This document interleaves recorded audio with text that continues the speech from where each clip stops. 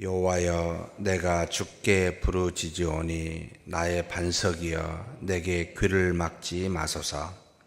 주께서 내게 잠잠하시면 내가 무덤에 내려가는 자와 같을까 하나이다.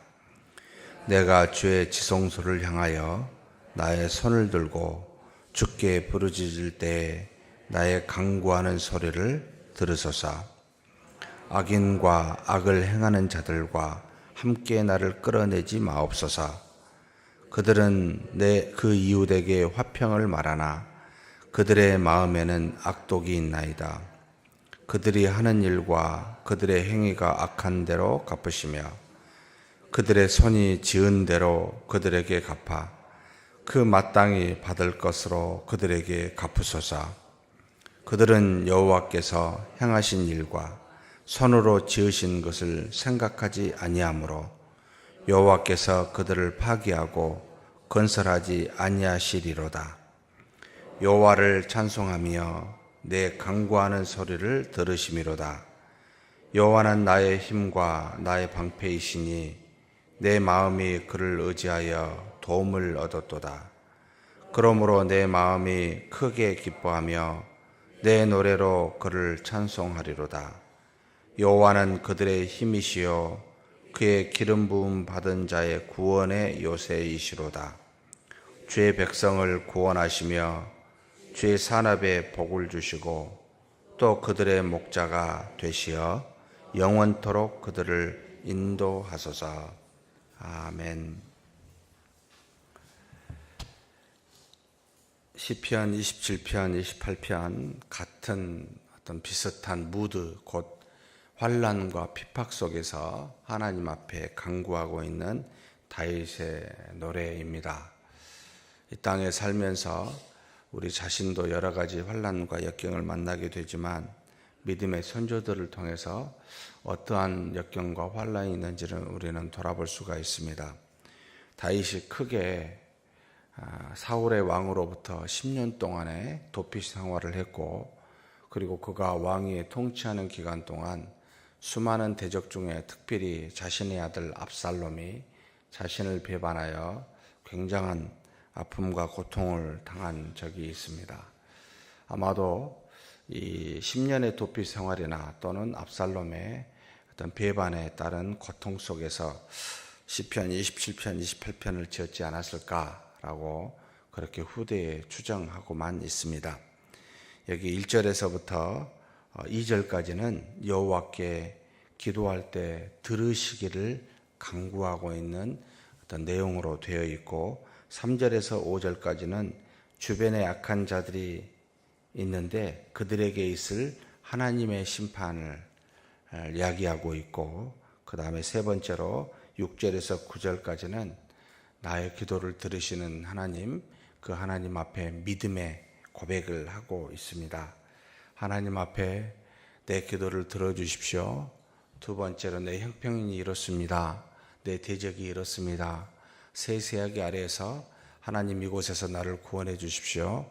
그렇게 기도하고 난 다음에 세 번째, 우리의 기도를 들으시고 반드시 응답해 주시는 그는 하나님이신 줄 믿습니다 라고 하는 믿음의 고백, 이것이 다윗의 시편의 대부분의 패턴이기도 하고, 이것을 우리가 그렇게 본받아서 기도하는 것도 굉장히 유익하다라고 함께 그렇게 어제 나누었습니다. 1절에서부터 2절을 보게 되면은 하나님 앞에 부르짖는 모습이 나옵니다. 그냥 일반적으로 조용히 기도하고 있는 그런 모습이기보다는 굉장히 큰 소리로 하나님 앞에 부르짖는다.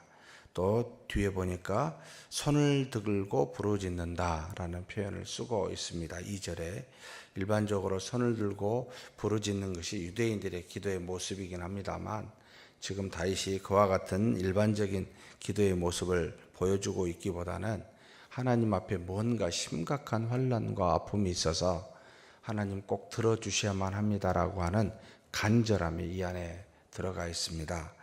부르짖는다, 손을 들어서 내 기도를 응답해 달라고 하나님 앞에 요청하고 있는 기도자의 어떤 자세이기도 합니다. 마음이 굉장히 아플수록 하나님 앞에 나아가 그것을 토로하고 싶을수록 뭔가 우리의 드러나는 모습이 나타나는데, 이것이 아마 큰 목소리로 하나님 앞에 우리 기도를 들어달라고, 하나님이 그냥 작은 소리 하면 못 들으니까 큰 소리 하면 들으시니까 해서 그렇게 하는 것이 아니라 우리의 마음의 표현입니다. 그만큼 간절하다는 거죠. 간절하면 할수록 앓든지 아니면 큰 소리로 나든지 두 가지로 나오게 되어 있죠. 일상적으로 하는 기도가 아니라는 말입니다. 그와 같이 다윗이 하나님 앞에 부르짖었을 때 어떤 마음의 자세이겠습니까? 내 기도에 귀를 막지 말아달라고, 내 기도를 들어 응답해달라는 것이죠. 내가 이렇게 부르짖어 하나님 앞에 나오는데 하나님 외면해 주지 마십시오. 잠잠하지 마십시오. 귀를 막지 마십시오. 만약 그렇게 되면 나는 죽음으로 가는, 여기 보면 무덤에 내려가는 자와 같을까 합니다. 나는 죽은 자와 똑같게 됩니다 라는 뜻이죠. 아무 말씀 없으시면 나는 죽는 사람과 같습니다. 그러니 반드시 내 기도를 이렇게 부르짖을 때 들어 응답해 주십시오라고 하는 바울의 간절한 소망이, 간절한 그 마음이 표현되어 있습니다. 그런데 어디를 향하여 손을 들고 부르짖습니까? 2절에 보니까 지성소를 향하여라고 나옵니다. 당시에 하나님이 계시다고 하는 지성소, 여러분 하나님께서 지성소에 가두어 계실 수 있으시겠습니까? 참 우리의 생각이지요. 그런데 하나님께서 어리석은 우리에게 아무데나 계시니까 언제든지 어디서든지 기도하라 그러면 언제든지 어디서든지 기도를 안 합니다. 참 놀랍습니다. 내가 이곳에 있으니까 이곳을 향해서 기도하라 그러면 그것을 향해서 하는데 아무데나 있으라면 안 합니다. 그래서 하나님은 우리의 눈높이에 맞춰서 하나님이 계시다고 하는 성소와 지성소, 그곳에 찾아오라고, 그곳을 향하여 기도하라고 사실 우리에게 맞추어진 말씀이시지요. 그래서 하나님이 계십니다, 이곳에 있습니다라고 하는 그 지성소, 그곳에 갈 때는 마음가짐이 달라지죠. 근데 평소에 모든 곳에 하나님이 계시다고 하면 평소에 마음가짐이 달라지게 해야 되는데, 이상하게 교회에 올 때는 괜찮은 것 같은데 교회만 나가면 달라집니다. 주일날은 참 고상한데 6일만 되면 또 달라집니다. 하나님은 교회만 계십니까? 하나님은 주일만 계십니까? 이건 아니잖아요. 그런데 하나님이 그렇게 하시려고 한 것은 우리가 그렇게 하면은 못하니까 정말 어리석죠, 우리는. 그래서 하나님이 하루를 구별해서 우리로 다 버리고 하나님께 나오게 하고, 그리고 그 모인 곳을 거룩하게, 사실 과거 구약시대에는 성전이라는 것, 성소라는 것을 만들어 두었습니다. 우리의 약함 때문입니다. 그런데 이곳을 향하여 손을 들고 간절히 기도하고 있는 다윗의 모습을 볼 수 있습니다. 간구하는 소리를 들으소서. 그러면 하나님이 응답하시겠습니까? 안 하시겠습니까? 에레미야서 우리가 너무나 잘 아는 33장 3절 말씀이잖아요. 너는 내게 부르짖으라. 내가 내게 응답하겠고 내가 알지 못하는 은밀한 일을 내게 보이리라 라고 하신 말씀 들으십니다. 작은 소리로 해서 들으시는데 부르짖어 간구하는, 여러분 고통하는 그 간절한 기도를 안 들으시겠습니까? 들으십니다. 그런데 응답은 여러분 누구의 손에 달렸습니까? 하나님의 뜻에 달렸습니다.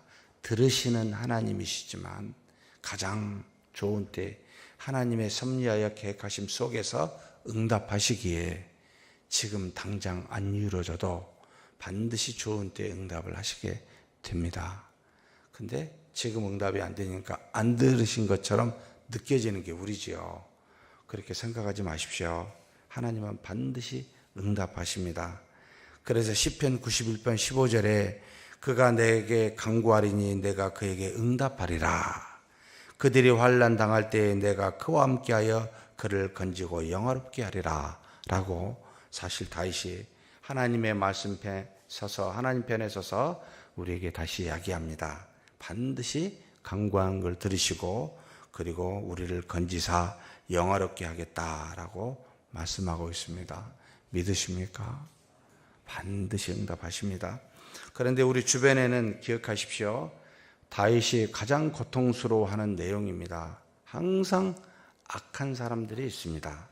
주변에 악한 자들, 악인과 악을 행하는 사람들이 항상 있어 자신을 끌어내립니다. 하나님으로부터, 믿음으로부터, 하나님을 향해 가는 그 걸음으로부터 넘어지게 하고 끌어내립니다. 근데 그들은 놀랍게도 공통적으로 그들은 화평을 말하나 마음에는 악독이 있습니다. 화평을 말하나 마음에는 악독이 있습니다.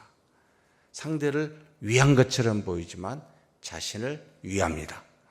교회를 세운 것처럼 보이지만 자신을 세웁니다. 하나님께 영광을 돌린 것처럼 보이지만 자신의 영광을 취합니다. 이게 주변에 너무나 악한 사람들이 많지요. 이스라엘 백성들 중에 그렇다는 겁니다. 이 다윗의 대적은 다 하나님이 세운 사람들입니다. 사실은 사울도 마찬가지요. 압살롬도 마찬가지입니다. 전부 다 하나님의 백성들이었습니다. 이것을 보게 되면 우리 주변에는 우리 자신에게 대적이 있기도 하고 반대로 생각하셔도 돼요. 우리가 누군가의 대적이 될 수도 있습니다. 하나님을 믿는 믿음에서 끌어내리게 하는 우리 스스로가 대적이 될 수도 있고 또는 어떤 사람이 우리에게 대적이 될 수 있습니다. 이게 바로 악한 영들이 하는 짓이죠. 우리를 통해 넘어지게 하여 하나님으로부터 믿음으로부터 떨어지게 합니다. 저와 여러분이 누구로부터 시험을 받고 상처를 받습니까? 세상 사람들입니까? 우리 주변의 믿음의 형제 자매들입니까? 물어보면 금방 답이 나오죠. 세상 사람은 아무 영향을 주지도 못합니다. 그런데 우리 주변의 믿음의 형제 자매들, 우리가 사랑하는 가족들, 상처를 주고받습니다. 이것을 기억하셔야 됩니다. 그래서 항상 우상은 어디에 있다고요? 교회 밖에 있지 않고 교회 안에 있습니다. 하나님을 모르는 사람이 우상을 세우는 것이 아니라 하나님을 아는 사람들이 하나님과 유사하게 만들어 우상을 세웁니다. 그렇다면 우리는 굉장히 자신을 돌아볼 필요가 있습니다. 내가 의도하지는 않지만 악한 영의 시험에 빠져 혹 어떤 사람에게 대적이 되어 상처를 주고 있지는 않은가? 내가 하는 말이, 하는 행동이 누군가에게는 엄청난 걸려 넘어지게 하는 그와 같은 일을 하게 하지는 않는가? 종종 제가 우리 성도님들한테 듣는 소리 중에 상처받은 이야기를 들으면, 가만히 들으면 그 말씀하신 분은 의도 없이 툭 던지는 말입니다. 그런데 상처를 받았습니다. 그렇다면 우리는 일단 툭 던지는 이야기에 대해서 또는 내가 맞다고 생각하고 그분한테 말하는 이야기에 대해서 그분이 상처받을 수 있음을 생각하고 경계해야 됩니다. 물어야 됩니다. 과연 이것이 하나님의 뜻일까? 내가 말하는 것이 하나님이 기뻐하시는 걸까?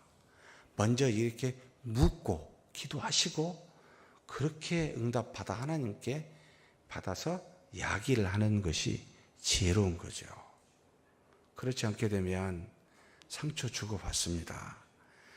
마음에는 악독이 있습니다. 뭐라고 이야기합니까? 4절에 그들이 하는 일과 그들의 행위가 악한 대로 갚으시며 마땅히 받을 것으로 갚아달라고. 하나님께서는요, 아무렇게나 징계하지 않고요, 그 행하는 그것과 관련되게 응답 또는 징계하십니다. 왜 그렇습니까? 출애굽기 34장 7절에 이런 말씀이 있습니다.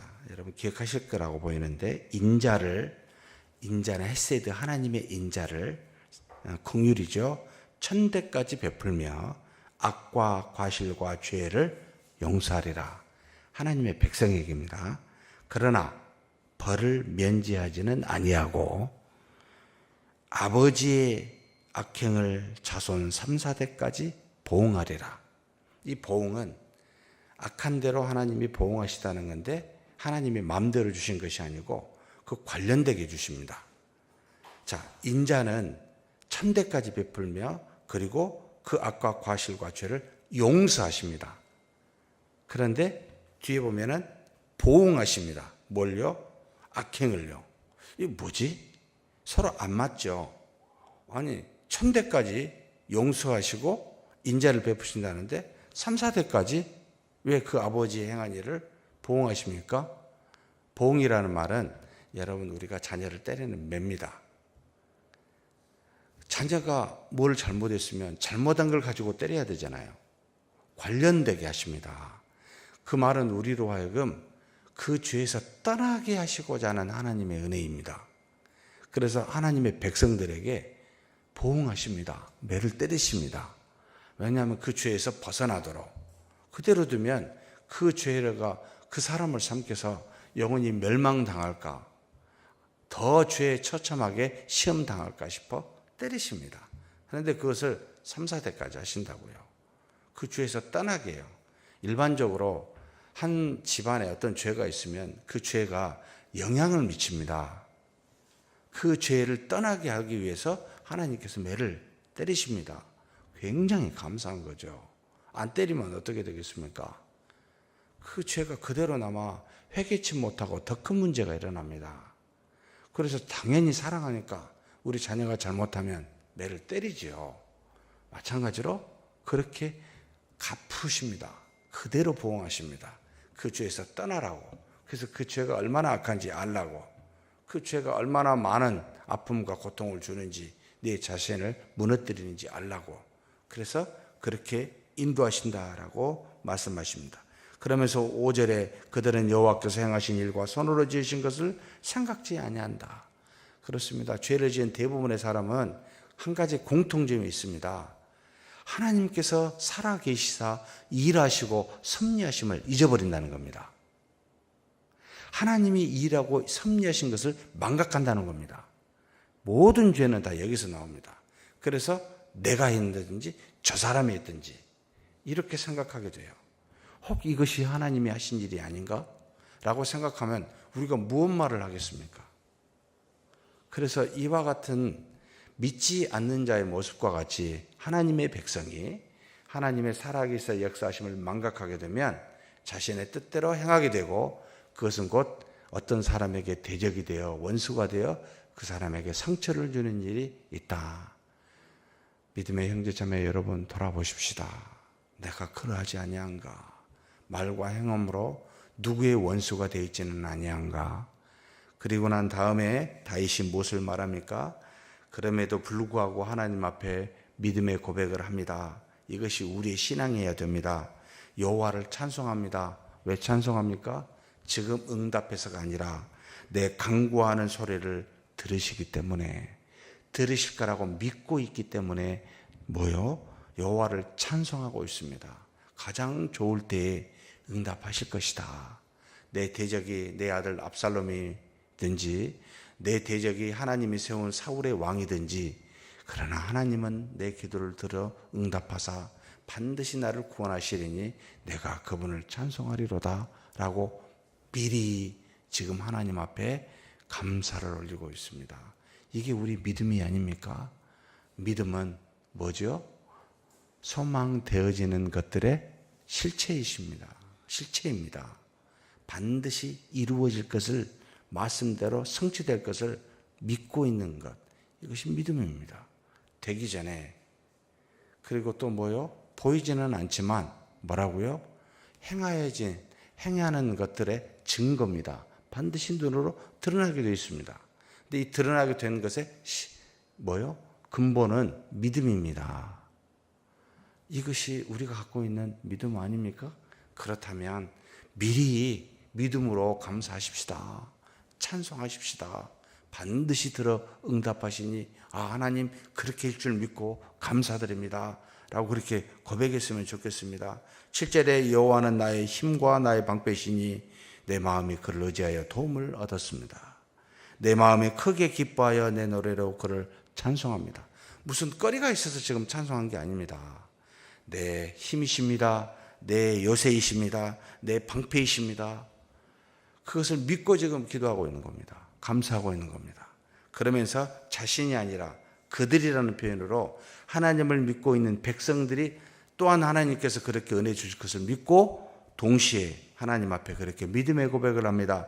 여호와는 그들의 힘이시여. 그들은 9절에 나와 있는 주의 백성을 말합니다. 그의 기름 부음 받은 자의 구원의 요새이심이라. 하나님이 사용하는 모든 사람을 반드시 구원하는 바로 자기와 같은 왕, 이런 사람을 구원하는 구원의 요새시다. 주의 백성을 구원하시고 주의 산업에 복을 주시고 그들의 목자가 되어 영원토록 인도하실 것이다. 하나님은 그런 하나님이신 줄 믿고 그렇게 고백하고 있습니다. 사랑하는 성도 여러분, 주를 믿으십시다. 지금의 형편이 어찌하든 반드시 우리를 구원하사 하나님의 뜻대로 이루실 것을 믿고 오늘도 그렇게 감사하며 찬송하며 보내는 저와 여러분이 되기를 주의 이름으로 축복합니다. 하나님 아버지 감사합니다. 우리의 부르짖는 간구를 들으시고 하나님께서 응답하여 주실 줄 믿습니다. 비록 우리에게 수많은 원수가 있지만 원수 갚는 것은 그들의 죄를 따라 하나님께서 보응하시는 것은 하나님 손에 달렸사오니 우리는 다윗과 같이 반드시 미래에 하나님이 좋은 때에 하나님께서 구원하시고 인도하시고 우리를 하나님께서 대적의 손에서 건지실 줄 알고 하나님 앞에 감사하며 찬송하며 오늘도 그렇게 보내는 하루 되게 하여 주시옵소서. 우리 주님 예수님의 이름으로 기도하옵나이다. 아멘.